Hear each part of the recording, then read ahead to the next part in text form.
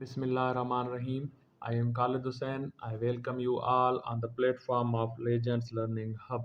जैसे कि आप सब लोगों को पता है कि कल ग्रेजुएशन कैटेगरी की टेस्ट होने जा रही है, तो उसी टेस्ट को मद्देनज़र रखते हुए आज मैंने कोशिश की है कि जो टोकन क्वेश्चंस हैं वो आपको बता दूं कल की टेस्ट के लिए। ये मैंने पास पेपर से जो है कंसल्ट होकर वहाँ से जो है इसको देख करके टेस्ट ये कुछ क्वेश्चन मैंने निकाले हैं। ये इनके क्वेश्चंस के आने के चांसेस बहुत ही ज़्यादा हैं, तो ये वीडियो आप लोग ज़रूर देख लीजिएगा और इनमें से क्वेश्चंस आने के चांसेस हैं। ठीक है, तो सबसे पहले क्वेश्चन है current army chief of Pakistan. Current army chief of Pakistan कौन है? वो है जनरल आसिम मुनीर। आसिम मुनीर, ठीक है। अब आपसे ये क्वेश्चन हो सकता है कि भाई आसिम मुनीर ने ऑथ टेकिंग उनकी कब हुई थी, वो कब जो है ना अपने आर्मी चीफ बने थे? तो वो बने थे, ही टेक्स ओथ ऑन 29 नवंबर 2022। 29 नवंबर 2022 में इन्होंने अपनी जो है ऑथ टेकिंग ली थी। फिर आपसे इसी से रिलेटेड ये क्वेश्चन हो सकता है कि भाई आसिम मुनीर जो हैं वो कौन से नंबर के जो है अपने आर्मी चीफ हैं? तो ये 11th थे, ठीक है, 11वें आर्मी चीफ हैं पाकिस्तान के। इससे पहले जो थे वो 10वें थे, वो थे कमर जावेद बाजवा साहब थे, ठीक है। फिर इसी से रिलेटेड आपसे क्वेश्चन हो सकता है कि आसिम मुनीर साहब जो अपने आर्मी चीफ हैं उनको फील्ड मार्शल का ओहदा गवर्नमेंट ने कब दिया था? तो गवर्नमेंट ने इनको फील्ड मार्शल का ओहदा दिया था 20 मई को। 20 मई 2025 को इनको फील्ड मार्शल का ओहदा दिया गया। जो इंडिया से पाकिस्तान आर्मी ने जंग लड़ी थी और वो जीती थी, तो उसी को मद्देनज़र रखते हुए इनको फील्ड मार्शल का ओहदा दिया गया। अब आपसे ये क्वेश्चन हो सकता है कि पाकिस्तान में टोटल कितने फील्ड मार्शल जो है सर्व कर चुके हैं? तो ये सेकंड फील्ड मार्शल थे, ठीक है, सेकंड फील्ड मार्शल थे ये जो बने। और पहले फील्ड मार्शल आपसे पूछा जा सकता है कि पहले कौन थे? तो वो थे अयूब खान। अयूब खान थे फर्स्ट फील्ड मार्शल, ठीक है,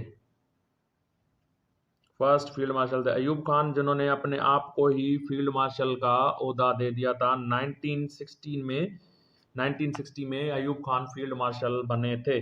देन है आपसे पूछ सकता है कि एटॉमिक बॉम्ब आने हिरोशिमा, हिरोशिमा पर जो एटॉमिक बॉम्ब गिराया था अमेरिका ने, वो कब गिरा था? क्योंकि अगस्त में टेस्ट हो रही है, तो अगस्त से रिलेटेड ही मैंने ये क्वेश्चन जरा से निकाले हैं। वो एटॉमिक बॉम्ब गिरा था 6 अगस्त को, 6 अगस्त को। और उस एटॉमिक बॉम्ब का जो नाम था, वो नाम क्या था? वो था लिटिल बॉय, ठीक है, लिटिल बॉय नाम था जो 6 अगस्त को हिरोशिमा पे एटम बम गिराया गया था। देन आपसे इसी से रिलेटेड क्वेश्चन हो सकता है कि हिरोशिमा नागासाकी पे कब गिरा था? तो नागासाकी पे एटॉमिक बम गिरा था 9 अगस्त को, 9 अगस्त को गिरा था। और उस एटम बम का नाम क्या था? उसका नाम था लिटिल बॉय, ठीक है, लिटिल बॉय। देन क्वेश्चन है योम तकबीर डे। योम तकबीर डे पाकिस्तान में कब मनाया जाता है? तो वो मनाया जाता है 28 मई को, 28 मई को मनाया जाता है। 1998 में जो पाकिस्तान ने न्यूक्लियर टेस्ट किए थे, उसी से रिलेटेड ये क्वेश्चन है। उसी दिन को योम तकबीर भी हम कहते हैं। उसके बाद आपसे क्वेश्चन ये हो सकता है कि करेंसी ऑफ जापान, जापान की करेंसी कौन सी है? तो जापान की करेंसी है यन, ठीक है, यन जापानीज करेंसी है। देन इसी से रिलेटेड क्वेश्चन बनता है और कंफ्यूजिंग क्वेश्चन होता है, बहुत ही ज़्यादा कंफ्यूजिंग होते हैं, और ये इंटर रिलेटेड क्वेश्चंस हैं एग्जामिनर ने बहुत ही सारे एग्जाम्स में पूछा है। चाइनीज करेंसी फिर वो पूछ लेता है। चाइनीज करेंसी कौन सी है? तो वो है युआन, चाइनीज युआन। ठीक है, चाइनीज युआन है चाइना की करेंसी। यन है जापानीज करेंसी, चाइना की करेंसी है चाइनीज युआन। ये दोनों में डिफरेंस आप देख लीजिएगा। देन फिर है वुमेन्स इक्वलिटी डे। अभी ये भी कंफ्यूजिंग क्वेश्चन है। Women's equality day, women's equality day celebrate होता है 26 अगस्त को। 26 अगस्त को ये कैसे, मतलब कि इसका क्या बैकग्राउंड है? इसका बैकग्राउंड ये है कि 26 अगस्त को यूएस में औरतों को इक्वलिटी का राइट दिया गया था, राइट टू वोट औरतों को दिया गया था। ये उसी कॉन्टेक्स्ट में सेलिब्रेट किया जाता है। फिर इसी से इंटर रिलेटेड क्वेश्चन है कि वुमेन्स डे जो है वो कब मनाया जाता है? वुमेन्स डे तो वो 8 मार्च को हर साल मनाया जाता है। 8 मार्च को मनाया जाता है। देन क्वेश्चन है international day against nuclear test. International day against nuclear test है वो सेलिब्रेट किया जाता है 29 अगस्त को। ठीक है, 29 अगस्त को। How many countries are recognised as a nuclear powers in the world? दुनिया में न्यूक्लियर पावर रिकॉग्नाइज्ड कंट्री कितनी हैं? कितने ममालिक हैं? तो वो हैं टोटल 9 कंट्रीज। ठीक है, total 9 countries are recognised as a nuclear powers. World photography day, world photography day है 19 अगस्त को। अगस्त में टेस्ट है तो इससे रिलेटेड क्वेश्चन आ सकते हैं। 19 अगस्त को है वर्ल्ड फोटोग्राफी डे। देन है freezing point of water in Fahrenheit. Water की जो फ्रीजिंग पॉइंट है वो फ़ारेनहाइट में कितनी होती है? तो वो होती है 32 फ़ारेनहाइट। और इसके बाद आपसे ये भी पूछ सकता है कि वो सेंटीग्रेड में कितनी होती है? तो वो होती है 0 सेंटीग्रेड। ठीक है, दोनों को आप याद कर लेना है। दोनों को कोई सा भी पूछ सकता है, 32 फ़ारेनहाइट या 0 centigrade. Length of Chinese great wall, Chinese जो ग्रेट वॉल है उसकी लेंथ अप्रोक्सीमेट आपसे पूछता है। अप्रोक्सीमेट कौन सी लेंथ है? तो अप्रोक्सीमेट है 21,196 किलोमीटर। 21,196 किलोमीटर है चाइना की जो है वॉल की टोटल अप्रोक्सीमेट लेंथ है। देन उसके बाद है आपसे क्वेश्चन हो सकता है longest mountain range, longest mountain range on earth is. तो वो कौन सी रेंज है जो है अर्थ पे? वो है एंड्स, एंड्स की जो है वो लॉन्गेस्ट माउंटेन रेंज है। ठीक है, यंगेस्ट माउंटेन रेंज जो है वो कौन सी है? तो वो है हिमालयाज, यंगेस्ट है। ठीक है, उसके बाद है animals that eat plants are called. ऐसे एनिमल जो प्लांट्स खाते हैं वो कौन से होते हैं? तो वो होते हैं हर्बीवोर्स, हर्बीवोर्स। ठीक है, देन इसी से रिलेटेड आपसे क्वेश्चन हो सकता है कि ऐसे एनिमल जो दूसरे एनिमल्स को खाकर उन पे जो है डिपेंड करते हैं, depends on other animals, depends on other animals. तो उनको क्या कहते हैं? उनको कहते हैं कार्निवोर्स, कार्निवोर्स। ठीक है, देन इसी से रिलेटेड आपसे क्वेश्चन हो सकता है कि जो इन दोनों को जो है ना खा सके, जो इन दोनों को खाते हैं वो होते हैं ओमनीवोर्स, ओमनीवोर्स। और ओमनीवोर्स कौन से होते हैं? वो होते हैं जो ह्यूमन बीइंग हैं, जो इंसान हैं। मैन आर ह्यूमन बीइंग, इंसान जात को हम ओमनीवोर्स कहते हैं। Least populated continent, least populated continent कौन सा है? वो है ओशियाना, ओशियानिया, ऑस्ट्रेलिया। ठीक है। अब ये आईबीए की कुछ ग्रेजुएशन कैटेगरी की रिसेंटली जो हुई थी, इससे पहले वहां पे ये क्वेश्चन आ चुका है। इसी से रिलेटेड आप क्वेश्चन देखेंगे तो आईबीए की ग्रेजुएशन कैटेगरी में आपको जरूर मिलेंगे। Second largest ocean in the world, second largest ocean in the world is Atlantic ocean, Atlantic ocean. ठीक है।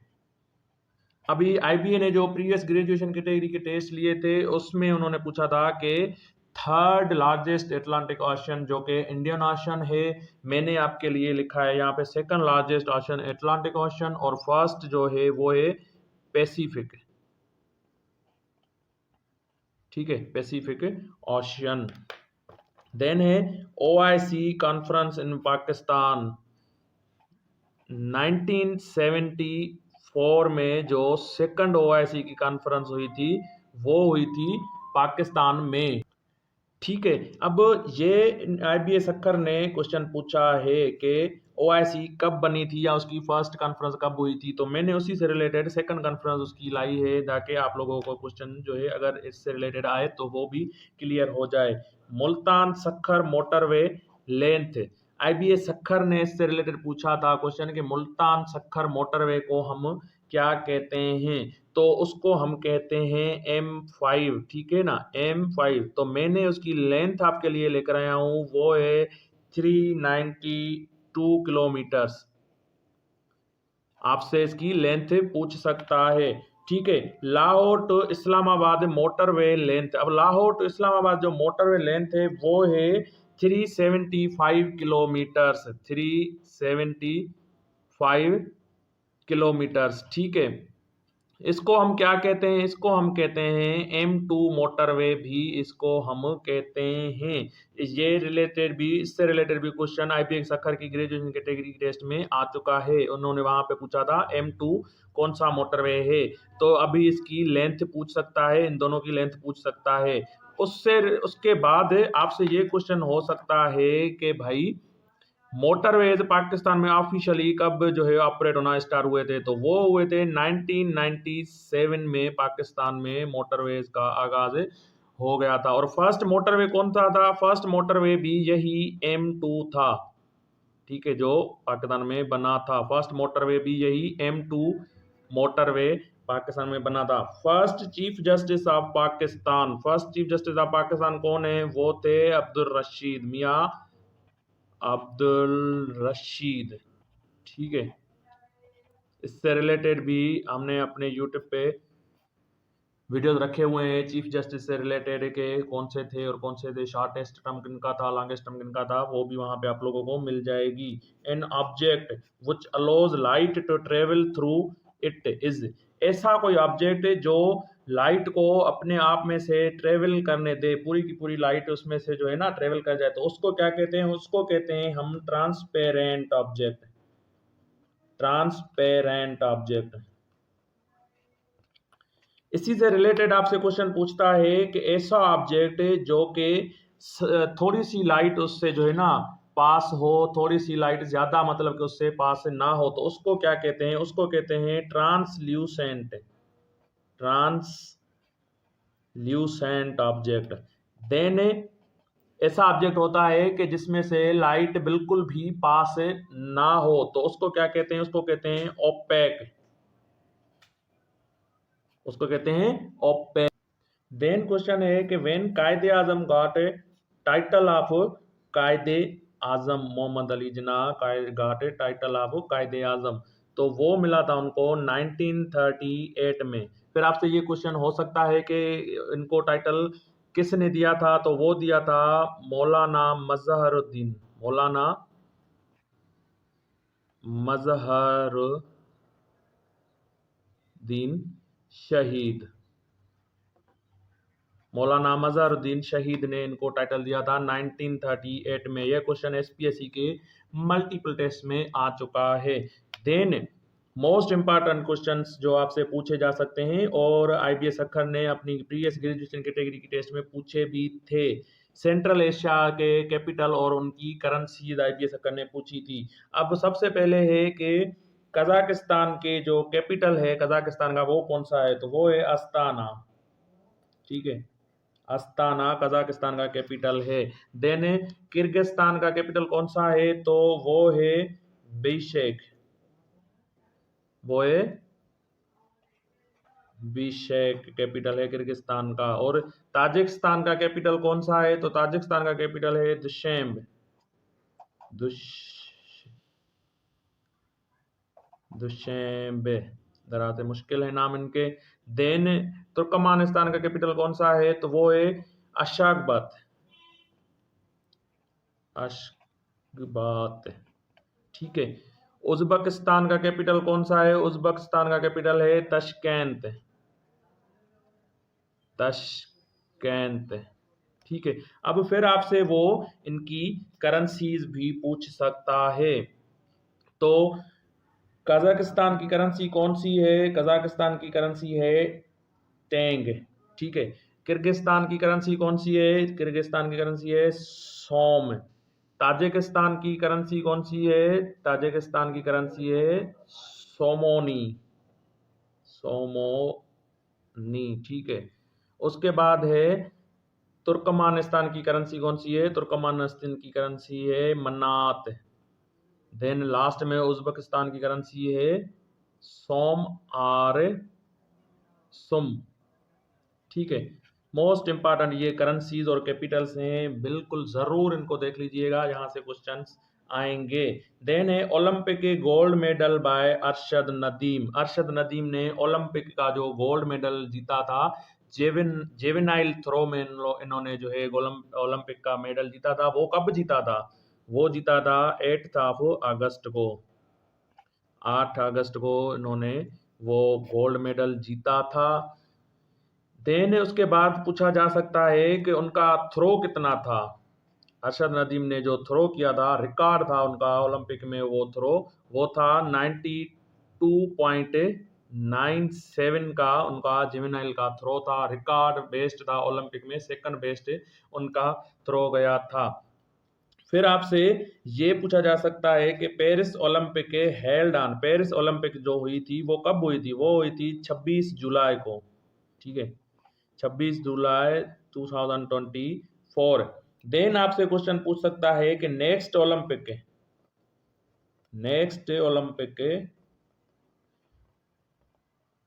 कहाँ पे होगी। नेक्स्ट ओलंपिक जो है वो होगी लॉस एंजल्स में,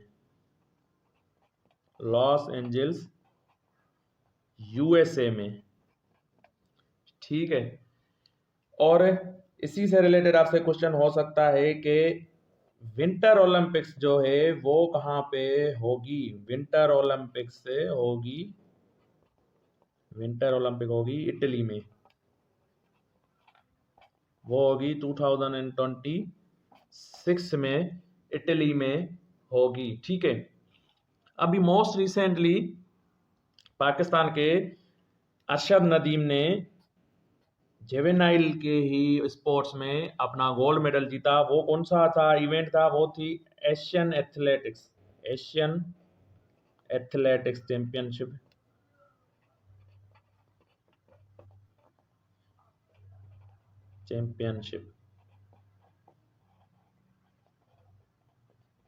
एशियन एथलेटिक चैंपियनशिप में अरशद नदीम में अभी गोल्ड मेडल जीता था। आपसे पूछा जा सकता है कि वो गोल्ड मेडल कौन सी डेट पे उन्होंने जीता था, तो वो जीता था 31 मई को।